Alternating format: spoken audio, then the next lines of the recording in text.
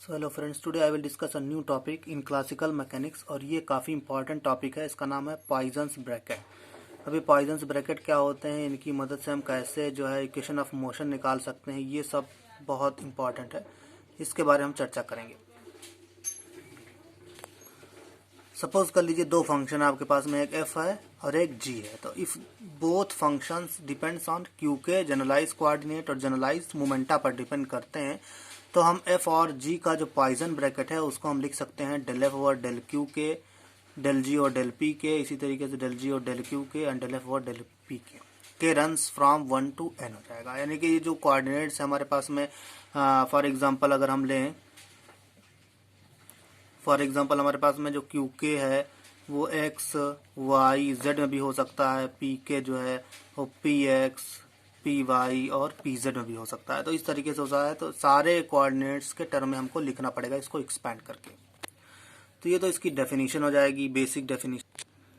अब हम जैसे इक्वेशन ऑफ मोशन पढ़ते हैं, लैग्रांजियन होता है तो उसके टर्म में हम इक्वेशन ऑफ मोशन पढ़ लेते हैं, हैमिल्टोनियन होता है तो वहाँ पर हम इक्वेशन ऑफ मोशन पढ़ लेते हैं। ठीक इसी तरीके से जो पॉइजन ब्रैकेट्स होते हैं उनके टर्म्स में भी हम क्या कर सकते हैं, इक्वेशन ऑफ मोशन को स्टडी कर सकते हैं। जैसे हमने माना था कि दो फंक्शन है एफ और जी, वो क्यू और पी के कोऑर्डिनेट। सपोज कर लीजिए हमारे पास कोई फंक्शन है एफ जो कि सिर्फ क्यू के का फंक्शन है, तो हम क्या कर सकते हैं, क्यू के डॉट जो होगा वो क्यू के कॉमा एच के टर्म में, ये हमारी इक्वेशन ऑफ मोशन हो जाएगी।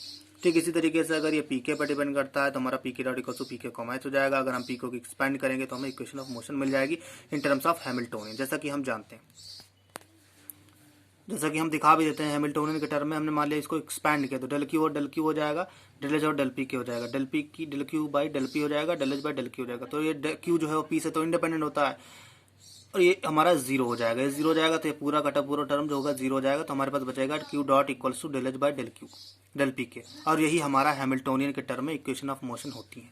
ठीक इसी तरीके से इसको भी हम एक्सपैंड कर सकते हैं। यहाँ से भी हमको मिल जाएगा पी के equals to sum minus del H और डेल क्यू हो जाएगा। ठीक इसी तरीके से इसमें भी मिल जाएगा। तो हम ये इस तरीके से क्या कर सकते हैं, इक्वेशन ऑफ मोशन को इन टर्म्स में लिख सकते हैं, the terms of poison bracket.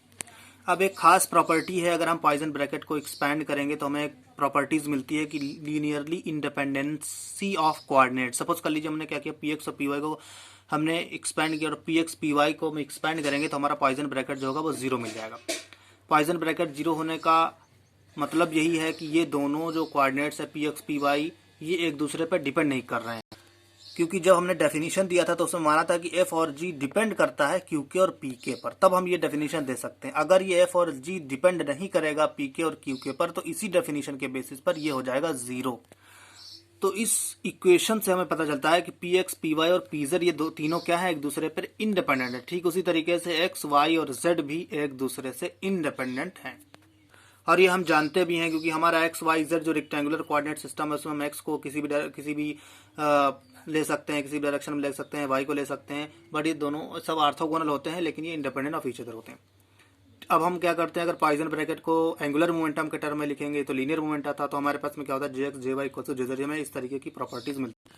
वहां पर हमारा जे एक्स क्या होता है, वाई पी जेड माइनस का जेड पी वाई, और j y equal to j p x minus का एक्स पी जेड। अगर आप इन दोनों की वैल्यूज जो है इस वाले पॉइजन ब्रैकेट के टर्म में रख करके एक्सपैंड करोगे तो आपको सिमिलर यही रिजल्ट मिल जाएगा। तो ये सब प्रॉपर्टीज हैं बेसिकली।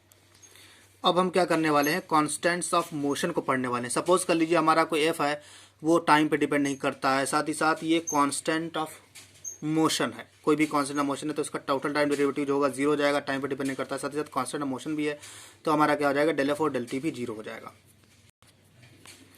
तो अब हमने क्या किया है, जैसे हम जानते हैं कि total time derivative in the terms of poison bracket हम लिख सकते हैं डेल एफ और डेल टी प्लस का एफ ऑफ एच। अब ये दोनों तो जीरो हो जाएंगे तो F of H F comma H का पॉइजन ब्रैकेट जीरो हो जाएगा। तो अगर हमें एफ कॉमा एच का पॉइजन ब्रैकेट जीरो है तो इससे ये पता चलता है कि हमारा F is a constant of motion and independent of time.